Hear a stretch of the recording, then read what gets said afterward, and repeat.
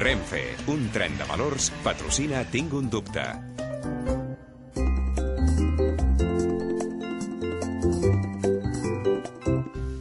Hola, Clara. Ei, hola, com estàs? Mira, vaig fent, amb els meus dubtes de sempre. A veure, home, que dubte. T'escolto. Si la paraula fix es pronuncia així, fix, per què del municipi de la Ribera d'Ebre n'hem de dir flix? No és que n'hàgim de dir així, és que es diu així, flix. I la culpa d'aquest canvi de so és de la lletra L? Perquè la resta és tot igual. No, no és pas culpa de la L. Fixa-t'hi.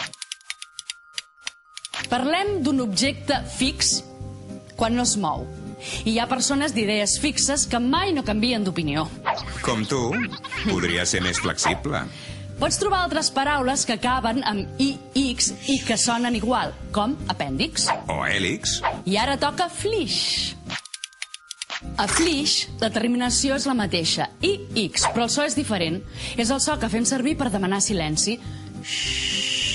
Així més val aprendre-s'ho, no? Sí, el mateix passa a guix. Oi que mai no diries guix? Doncs dir flix és un error igual de gros. Ostres, aquest cap de setmana me n'hi vaig. Miraré de no espifiar-la. Doncs no et perdis el castell, a mi em va encantar. Estic convençut que series una guia estupenda. I jo seria el teu trobador, senyora meva. Mira que n'ets de corcó. Xxt! La localitat de Flix es pronuncia com guix, no com fix.